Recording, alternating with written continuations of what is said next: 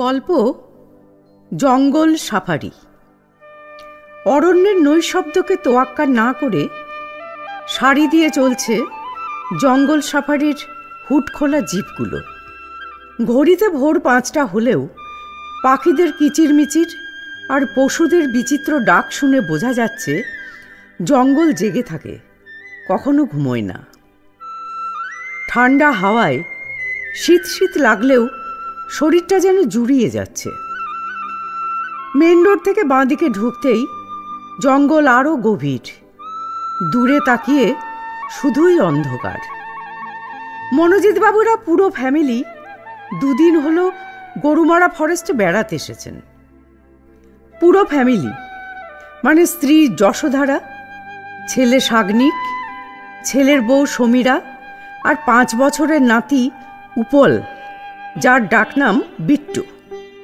সব খবরাখবর নিয়ে এসেও গরুমারায় আসার আসল আকর্ষণ জঙ্গল সাফারি করা হয়নি গত 2 দিন। গন্ডার শুমারি চলছে জানাই ছিল, শেষ হয়ে যাবারও কথা।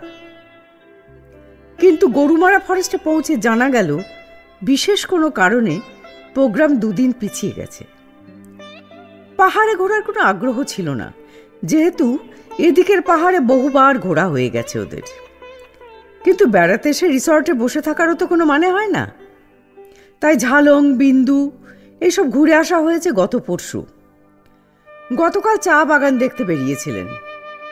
বিস্তীর্ণ ডুয়ার্সের চা বাগানের দৃশ্য অনবদ্য। মাইলের পর মাইল সবুজের সমারোহ, কোথাও ঘন, কোথাও হালকা, দুচোখ জুড়িয়ে যায়। আজই রাতে ফেরার টিকিট, আর আজকেই সুযোগ হলো জঙ্গল সাফারির। জিপ চলেছে শ্রথ গতিতে, কোনো পশু পাখি যেন দৃষ্টি না এড়িয়ে যায়। সবাই অধীর আগ্রহে জঙ্গলের দিকে তাকিয়ে আছে। কোনো রকম শব্দ হলেই উত্তেজিত হয়ে বলছে, ওই তো ওখানে শব্দ হলো, শুনেছ?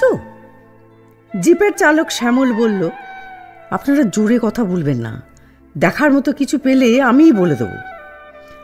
শাকনিক জিজ্ঞেস করলো, আদৌ কি কিছু দেখা যাবে ভাই? শিওর বলতে পারবো না স্যার, তবে কপালে থাকলে অবশ্যই দেখা যাবে। গতকাল তো গন্ডার শুমারি ছিল, তার আগে আপনারা কিছু দেখতে পেয়েছেন? এই 10 আগে একদল বাইসন দেখা গেছিল, তবে এই রাস্তায় নয়, এটা তো বাঁধা ধরা পথ। জন্তু জানোয়ারেরাও এখন জেনে গেছে এই পথ সুরক্ষিত নয় ওদের জন্য। গাড়ির শব্দ, প্রচুর মানুষ, ওরা খুব বিরক্ত, তাই ভেতরের দিকে থাকে ওরা। বলতে বলতে ধাঁ করে গাড়িটাকে বাঁ দিকের জঙ্গলের ভেতর ঢুকিয়ে দিল শ্যামল। যশোধারা চেঁচিয়ে উঠলেন, আরে কি করছো, কি করছো? এদিকে তো রাস্তাই নেই বাবা। চালক হেসে বলল, হ্যাঁ নেই তো, জন্তু জানোয়ার দেখতে গেলে জঙ্গলের আরো গভীরে যেতে হবে মাসিমা। মনোজিৎ বিরক্ত হয়ে বললেন, আরে তুমি তো আজব মানুষ, আমরা কি বলেছি যে করেই হোক জন্তু জানোয়ার দেখাতে হবে? ঘুরিয়ে নাও গাড়ি, কোনো বিপদ আপদ হলে। এখন তো গাড়ি ঘোরানো যাবে না স্যার, তাকিয়ে দেখুন গাড়ি ঘোরাবার স্পেস কোথায়? মনোজিৎ উত্তেজিত হয়ে কিছু বলবার আগেই বাবার হাঁটুতে একটু চাপ দিয়ে থামিয়ে শাগনিক বলল, এখন কোনো ঝামেলা করো না বাবা, এখান থেকে বেরিয়ে বকার অনেক সময় পাবে। ও গাড়ি চালাচ্ছে, ওকে ডিস্টার্ব করলে হিতে বিপরীত হতে পারে। মনোজিৎ আর কিছু না বলে বিরক্ত মুখে জঙ্গলের দিকে তাকিয়ে রইলেন। যশোধারা শাগনিকের দিকে হাসি মুখে তাকিয়ে বলতে চাইলেন, বাবাকে থামিয়ে খুব ভালো করেছিস। বিট্টু বড় বড় চোখে দেখছে আর ভাবছে কখন একশৃঙ্গী গন্ডার দেখা যাবে। এখানে আসবার আগে মা তাকে একশৃঙ্গী গন্ডারের ছবি দেখিয়েছে। এদিকে সেদিকে মাথা ঘোরাতে গিয়ে বাবার মায়ের গায়ে ঢলে পড়ে যাচ্ছে বিট্টু। শুকনো পাতার মচমচ শব্দ, মাঝে মাঝে গাছের ডালপালার খোঁচা, গাছের শেকড় বাকড়ের ওপর দিয়ে জিপ চলছে, প্রচণ্ড ঝাঁকুনি। চালকের অ্যাসিস্ট্যান্ট লো ভয়েসে বলছে, সাবধান সাবধান। থেকে থেকে শোনা যাচ্ছে ময়ূরের কর্কশ চিৎকার, হরিণের ডাক, কিন্তু কিছু চোখে পড়ছে না। মনোজিৎ আপন মনে গজগজ করতে করতে বললেন, খুব জন্তু জানোয়ার দেখাচ্ছে, মাঝখান থেকে ঝাঁকুনির ঠেলায় কোমরটা আস্ত থাকলে হয়। কেউ কোনো মন্তব্য করল না।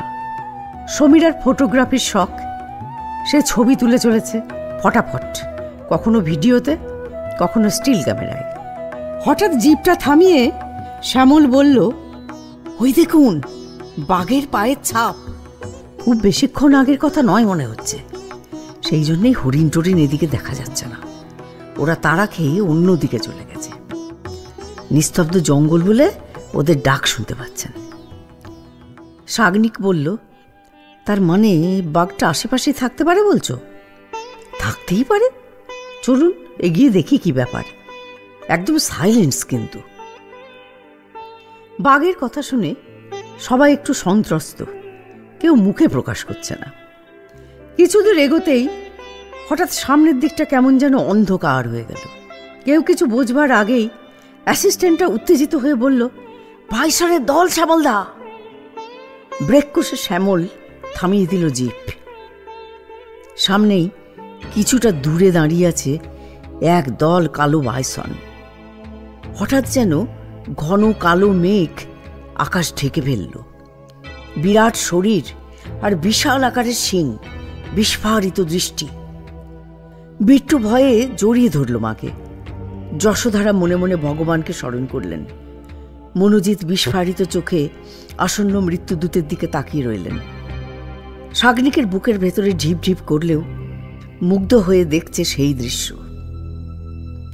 সমীরাকে দেখে বোঝা যাচ্ছে না ও কতটা ভয় পেয়েছে।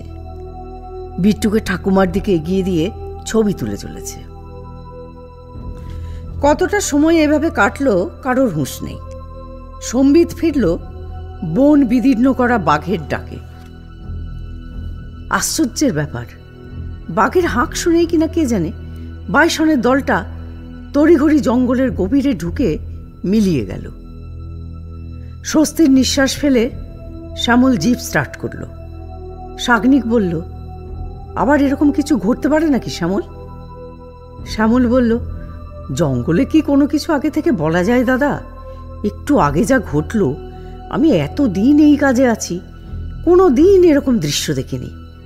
ভয় লেগেছে ঠিকই, কিন্তু ভালো লাগাটা কি অনেক বেশি নয়? এই স্মৃতি কোনোদিন ভুলতে পারবেন? আপনারা কিন্তু বেশ লাকি। সমীরা বলল, যা বলেছেন, ভয়ঙ্কর সুন্দর বোধহয় একেই বলে। আমি রোমাঞ্চিত, মুগ্ধ। বিট্টু, তোমার কেমন লাগলো? দারুণ না? বিট্টু ঘাড় নাড়ল। শাগনিক বলল, বাপরে বাপ, এতক্ষণ তো সবার মুখের ভাষাই হারিয়ে গেছিল। থ্যাংক ইউ শ্যামল। বাবা, শ্যামলকে কি আর বকা দেবে নাকি? হেসে উঠল সবাই। চলতে চলতে সামনে দেখা গেল একটা বিরাট গাছের গুঁড়ি। অচেনা গাছ, ওপরের দিকে সবুজ ডালপালা, কে যেন যত্ন করে সাজিয়ে রেখেছে। গাছটাকে আইল্যান্ডের মতো ঘুরে জিপের মুখ ঘুরিয়ে নিল শ্যামল। এতক্ষণে দেখা গেল ময়ূরের দল, সম্বর হরিণ, এ ডালে ও ডালে বাঁদরের লাফালাফি। আবার জিপ থামিয়ে শ্যামল বাঁ দিকে আঙুল তুলে বলল, ওই দেখুন, ওই দেখুন। একটা মাঝারি মাপের গাছ, সাদা ফুলে পুরোটা ঢাকা। যশোধারা উল্লাসে বললেন, কি ফুল, কি ফুল গো? শ্যামল হেসে বলল, ফুল নয় মাসিমা, সাদা বকের দল ওইভাবে বসে আছে। নিজের চোখে না দেখলে সেই দৃশ্য বর্ণনা করা যায় না। অত্যন্ত মনোযোগ দিয়ে না দেখলে বোঝাই যাচ্ছে না সাদা বকের দল এরকম পুষ্পবিন্যাস করতে পারে। মাঝে মাঝে ওরা ওড়াউড়ি করছে যখন, তখন পরিষ্কার বোঝা যাচ্ছে বক। মিনিট পাঁচেক দাঁড়িয়ে আবার গাড়ি স্টার্ট করলো শ্যামল। কিছুক্ষণের মধ্যেই জঙ্গল ছেড়ে অনুমোদিত রাস্তায় পৌঁছে গেল ওরা। শ্যামল মনোজিতের দিকে তাকিয়ে বলল, কি স্যার, এখন নিশ্চিন্ত তো? মনোজিৎ বললেন, বাইসন আর সাদা বক না দেখালে কি হতো বলা যায় না। এরা জানে আমি আইন কানুনের ব্যাপারে ভীষণ কড়া মানুষ। যাই হোক, সব ভালো যার শেষ ভালো। বকুনির বদলে বকশিস পাওনা হয়ে গেল তোমার। তবু একটা কথা বলছি তোমাকে, বকশিস পেলেও এরকম বেআইনি পথে জীবনের ঝুঁকি নিয়ে আর যেও না শ্যামল।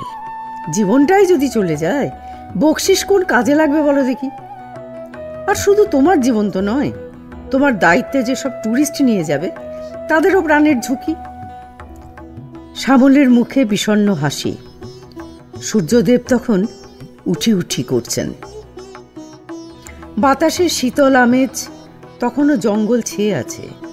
2 ঘন্টার সফর শেষ করে রিসর্টের গেটে জিপ দাঁড়ালো। সবাই একে একে নেমে পড়ল। শ্যামল নিজের সিট ছেড়ে নেমে এসে মনোজিৎকে একটা প্রণাম করে বলল, আবার আসবেন স্যার।